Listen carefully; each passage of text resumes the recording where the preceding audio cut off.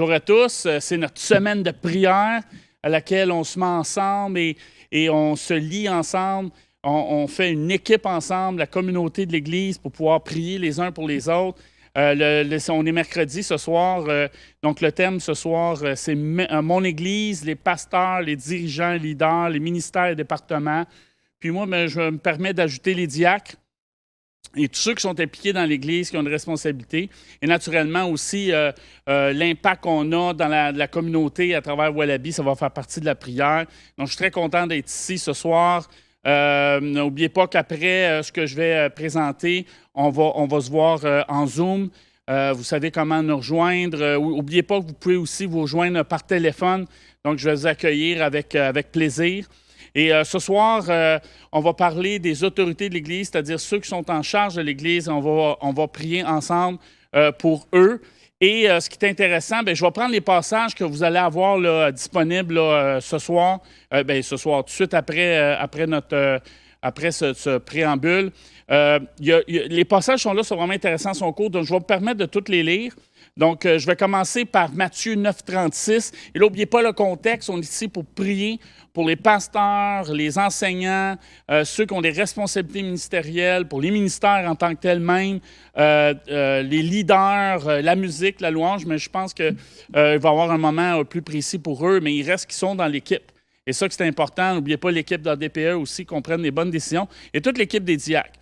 Et là, si on se fie au passage 9,36 dans Matthieu, voyant la foule, il fut ému de compassion pour elle parce qu'elle était languissante et abattue, comme des brebis qui n'ont point de berger. Alors il dit à ses disciples, « La moisson est grande, mais il y a peu d'ouvriers. Priez donc le maître de la moisson d'envoyer des ouvriers dans sa moisson. » Et donc les ouvriers, c'est ceux qui font partie de l'Église, mais en même temps ceux qui ont des responsabilités et qui travaillent pour l'Église. Le prochain passage, c'est Hébreux 13, 17, 18.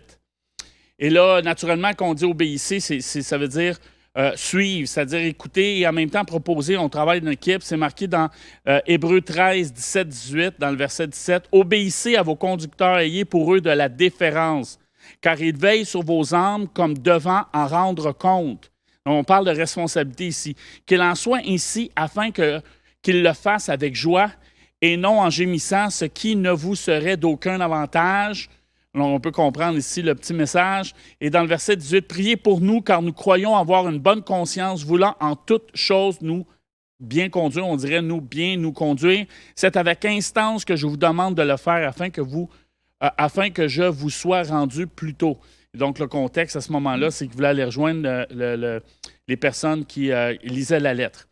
Un troisième passage dans Éphésiens 6, 18, 19.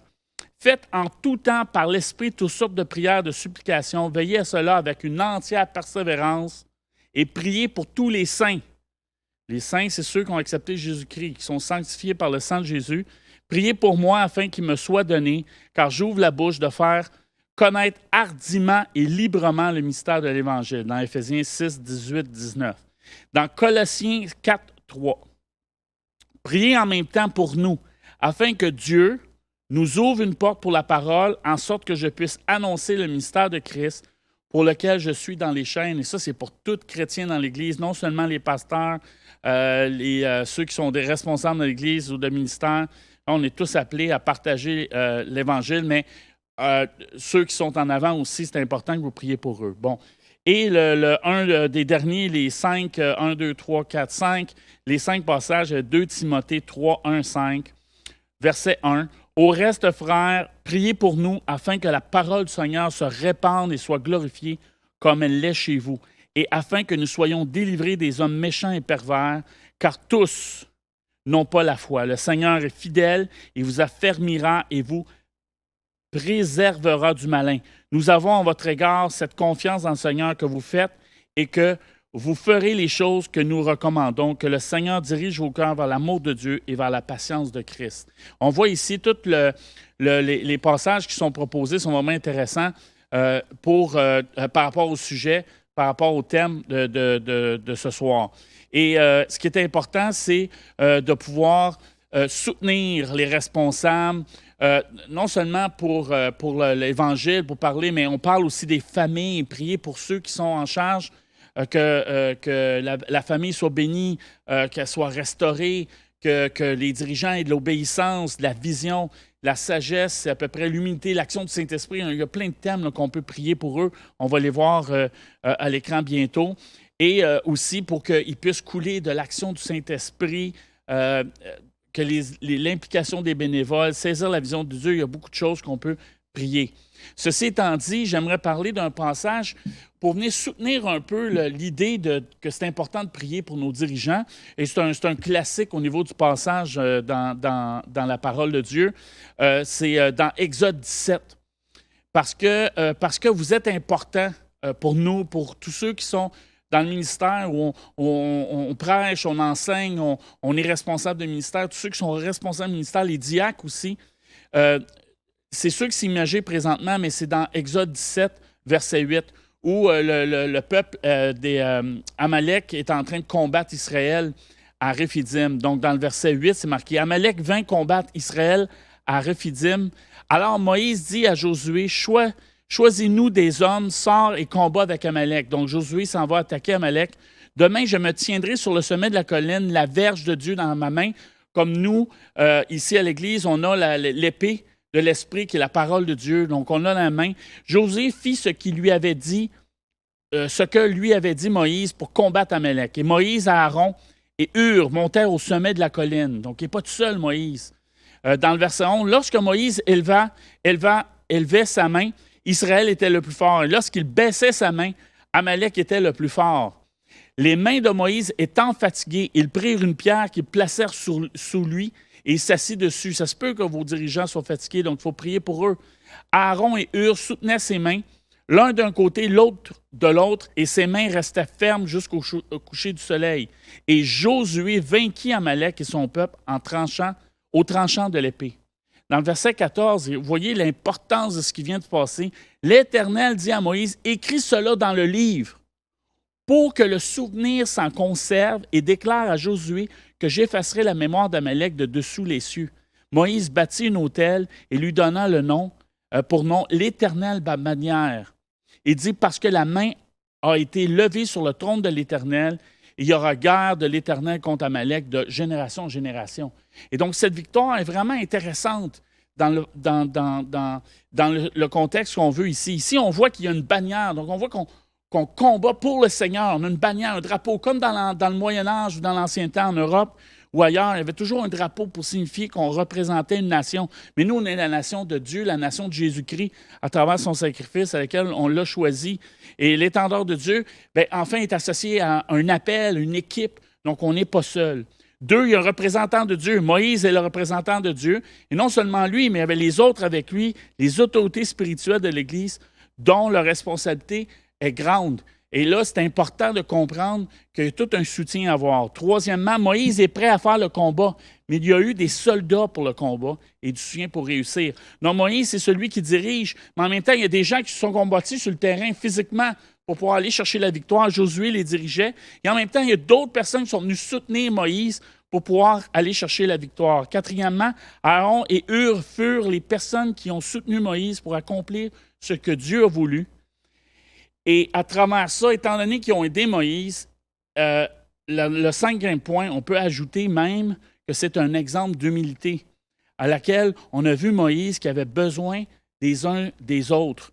Dans le royaume des cieux, c'est comme ça que ça fonctionne. Moïse et le peuple. Et j'imagine la pression qu'avait Moïse en disant « Mais je ne suis plus capable, il faut que je m'assoie, mais il faut lever les bras parce que dès que je baisse, il ne marche pas. » Et Aaron et Hur étaient là pour le soutenir. Imaginez la pression d'Aaron et Hur. Ils disaient là, il faut le soutenir les bras parce que si nous-mêmes on lâche et on ne soutient pas Moïse, au bout de la ligne, le peuple va perdre, on n'aura pas la victoire et le plan de Dieu ne s'accomplira pas. Le peuple va perdre et nous serons perdus. Amen. Jésus nous a envoyé ce message-là qu'il faut s'aimer les uns les autres et se soutenir. Il a dit dans Matthieu 16, 18, « Je construirai mon Église et les portes du séjour des morts ne l'emporteront pas sur elle. » D'où l'importance, c'est précieux. L'Église est précieuse aux yeux de Dieu, aux yeux de Jésus. « Et moi, je suis avec vous tous les jours jusqu'à la fin du monde. » Donc, on n'est pas tout seul.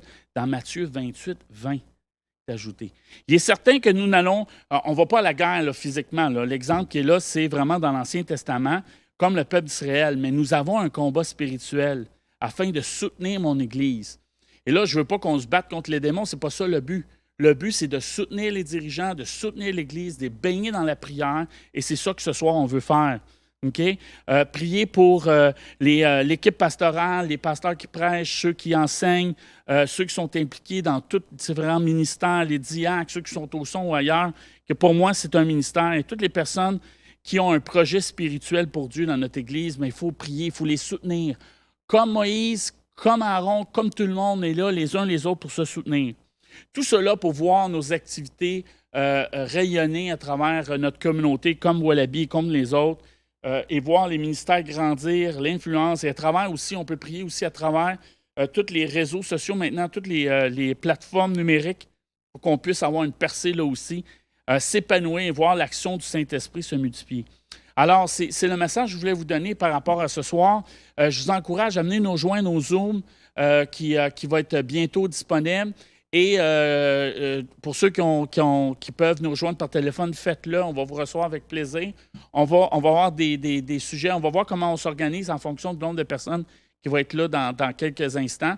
Et à partir de ce moment-là, on va pouvoir s'organiser et prier chacun pour les autres. Donc, encore là, n'oubliez pas, il faut être soutenu, il faut soutenir l'Église, il faut soutenir les pasteurs, il faut nous soutenir dans le travail que Dieu nous a appelés à faire parce qu'on a des comptes à rendre, puis en même temps, les responsabilités sont grandes et la prière, elle est toujours, toujours efficace. Amen. Merci pour cette semaine de prière. Merci d'être là ce soir, d'être présent. J'ai hâte de vous voir dans quelques instants. Soyez bénis au nom de Jésus. Amen.